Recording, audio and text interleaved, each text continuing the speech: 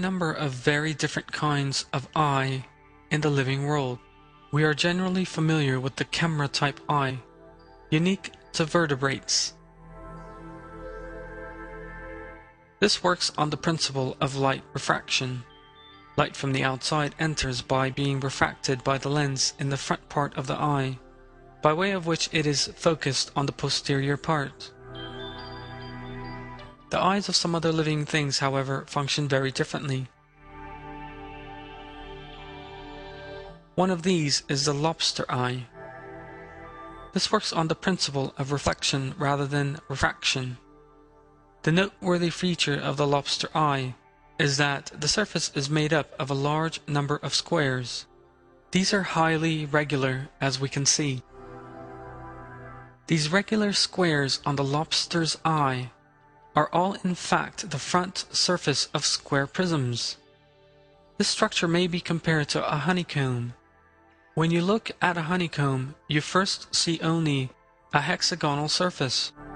However, these hexagonal surfaces are the surfaces of prisms extending towards the interior of the comb. What makes the lobster's eye different is that the shape is square instead of hexagonal. Even more interestingly, the interior surfaces of each of these square prisms have a mirror-like structure. These mirror-like surfaces reflect light in a very powerful manner.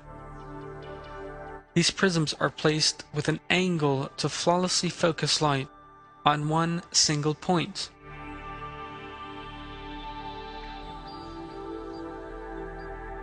It is clear that the structure here represents a serious difficulty for the theory of evolution. First and foremost, the eye possesses the feature known as irreducible complexity.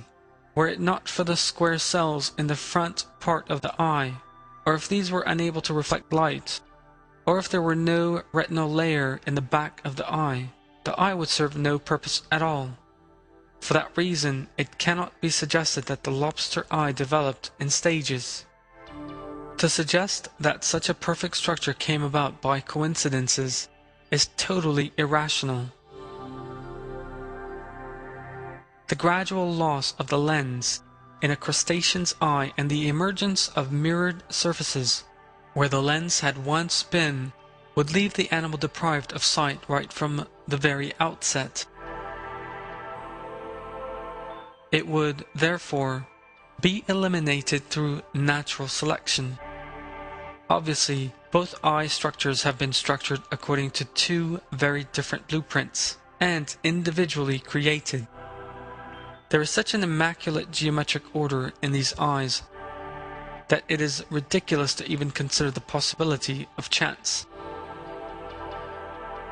Like all other miracles of creation, the lobster eye shows the infinite and flawless creative ability of the Creator.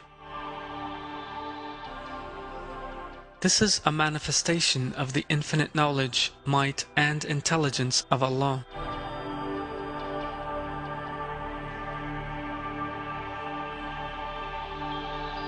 Wherever we look in the living world, we encounter such miracles of creation.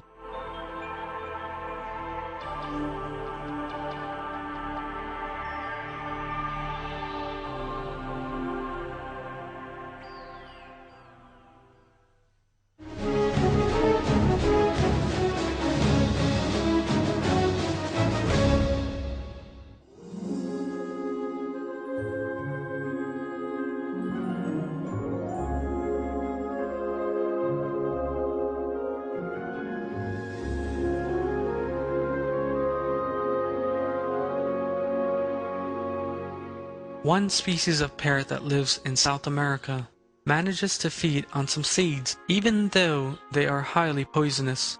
The behavior of this parrot is quite amazing. While other living things are unable to even approach these seeds, why is it that nothing happens to these birds that constantly eat them?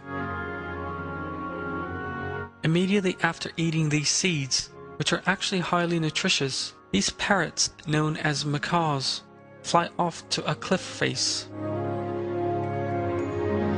When they arrive, they break off a few fragments of rock with clay and swallow them. This is no random activity.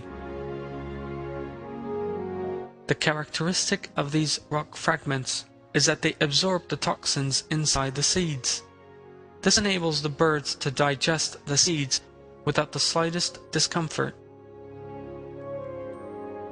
But how do these birds come by the medical knowledge with which to determine the poisonous effects of these seeds? How do they know how to neutralize those effects? Could they have been taught enough pharmacology to know that these rocks contain a substance that will neutralize the toxins in the seeds? No such thing is possible, of course. A human being cannot tell if seeds are poisonous just by looking at them. Nor can they know how to neutralize the toxins.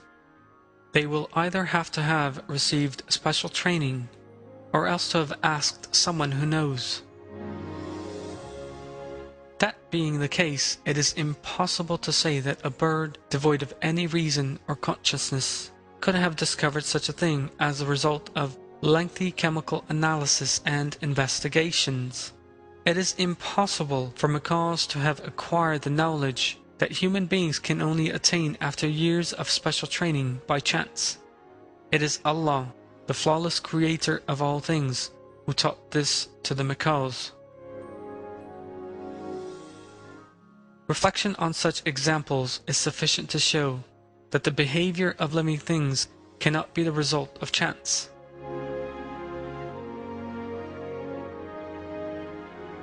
Allah inspires the knowledge to all living things.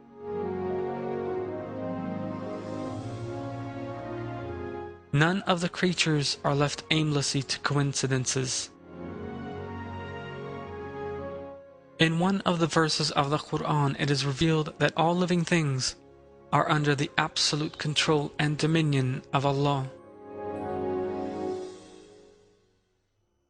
I have put my trust in Allah, my Lord and your Lord. There is no creature He does not hold by the forelock. My Lord is on a straight path.